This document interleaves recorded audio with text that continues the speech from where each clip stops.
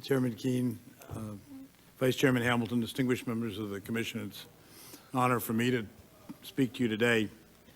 Neither the American people nor our federal, state, and local governments have yet been able to fully understand the long-developing crisis in national security which suddenly revealed itself to us on 9/11. Consequently, it should be no surprise that we have not yet been able to set a clear course for the future and to determine what steps we must take to increase the likelihood that such disasters can be prevented in the future. Attacks by those who carried out the events of 9/11 have continued against American interests since that time, although none has yet taken place again within the United States itself. But that's just a matter of time. It falls to the Commission to provide the clearest possible view of the causes of 9/11. Both the motivations and passions of those abroad who are consumed with hatred for us, as well as an understanding of the workings of the national security elements of government which served us well before 9/11 and those that did not. It is only with this information that you will be able to judge the adequacy of those changes which have been put in place since September and to highlight those things still to be done. It's a difficult task, but one in which failure is not an option. All Americans have personalized the ways in which the attacks of 9/11 came home to them. For me, it was the awful understanding sometime during the night of September 11th and 12th of the magnitude of my failure and that of my colleagues at the FBI, the CIA, and DOD to fully implement those systemic changes to our national security structure writ large that could have prevented this attack. It's harsh but true. The tragedy is that we had the vision but not the will. So is the problem domestic intelligence collection, or is it one of analysis? For instance, last July, John Hamre and I and 5 of our colleagues collaborated on an article that was published in The Economist and entitled "America Needs More Spies." It focuses on the critical requirement to improve the collection of intelligence domestically. We asserted that the harsh facts of the 9/11 tragedy are, and I quote, secret members of a conspiratorial foreign organization operated clandestinely abroad and in this country for almost a decade before September 11th to plan, lay the groundwork for, and successfully carry out a surprise attack on the United States. The activity was conducted by the leadership in Afghanistan, by plotters in the shadow of a Hamburg mosque, and by operational travelers from abroad, and by an established al-Qaeda support structure based in this country, unquote.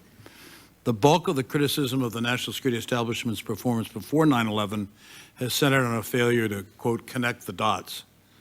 While I concede the lack of analysis and interagency communication might have contributed marginally to the intelligence failure, the main cause was a lack of effective collection against al-Qaeda, both domestically and abroad.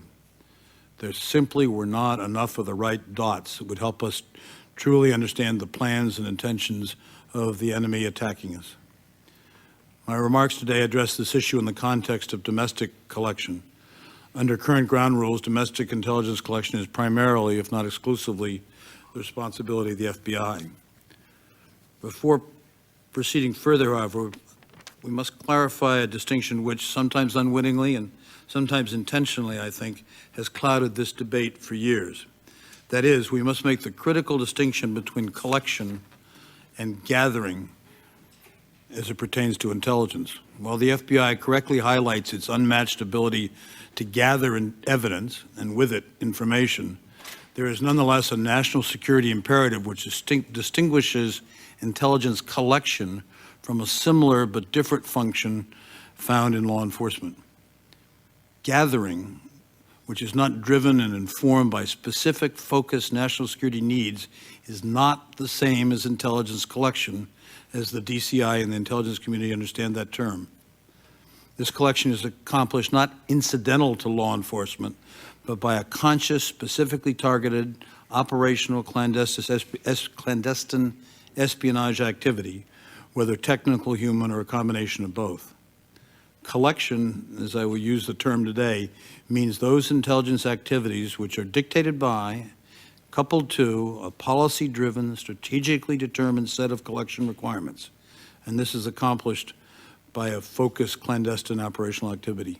Tom Powers, the biographer of Richard Helms, described this focused, proactive effort to as an effort to determine where the danger lies. That is what we have to have in domestic collection rather than a more reactive approach to people who have broken or are about to break our laws. So what are the essential elements and solutions to domestic intelligence collection which protect the country and at the same time protect our constitutional liberties?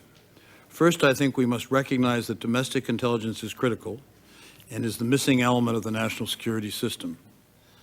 Second, I believe we must acknowledge that the FBI has failed to establish an effective nationally directed domestic intelligence collection organization despite claiming counterterrorism and counterintelligence as its number 1 and 2 priorities. Ironically, it is very well positioned geographically and resource-wise to perform domestic intelligence collection missions. It has thousands of special agents, thousands and thousands of recruited assets, surveillances, court-authorized electronic intercepts. We do not need significant new authorities, but we do need to use better those authorities we already have. In order to establish an effective nationally directed domestic intelligence collection capacity, the FBI must establish a national security entity responsible for all domestic intelligence collection against individuals and organizations who threaten our core diplomatic, economic, and national intelligence interests, whether they be terrorist organizations, intelligence service, or other foreign elements. The new organization must be a career service with the attendant recruiting, training, operational, and administrative structures, and priority emphasis within the larger FBI organization. It should comprise approximately 60% of the total FBI support and special agent personnel, consistent with the prioritization of counterterrorism and counterintelligence on the top of the FBI task list. For over 9/10 of the FBI field office special agents in charge to have no national security, counterterrorism, or counterintelligence experience does not communicate in practice or in fact that counterterrorism and counterintelligence are the Bureau's top 2 priority areas. For the Bureau's award program to recognize, as it did last week in the Presidential Rank Awards, predominantly criminal law enforcement accomplishments, indicates that either the Bureau's counterterrorism and counterintelligence accomplishments are inadequate, and if so, there should be consequences, or the Bureau's statement that counterterrorism and counterintelligence are the top 2 priorities is not accurate. I've provided in my statement a fuller description of what this organization, this national security entity within the Bureau should comprise. I agree with Attorney General Barr that the MI5 solution that's widely seen around this town is wrong for lots of reasons. First of all, we don't need a British system with British antecedents and its roots in British history and British governance. What we need is an American system rooted in our needs. But we also don't need to continue not doing the business of domestic collection that we've got now. So I do believe that the MI5 issue is often held up as a red herring here to divert attention to the problems of MI5, which are significant. So I stress I don't believe we should do that, but I also stress that we cannot continue on the path we are. I have provided at your request a list of questions which I believe will help you better understand the several policy, operational, and administrative areas that need to be transformed in order for the FBI to succeed in its domestic intelligence mission. Domestic intelligence collection, as opposed to gathering, must be part of and synchronized with national foreign intelligence collection. National foreign intelligence is driven by a national security requirements process.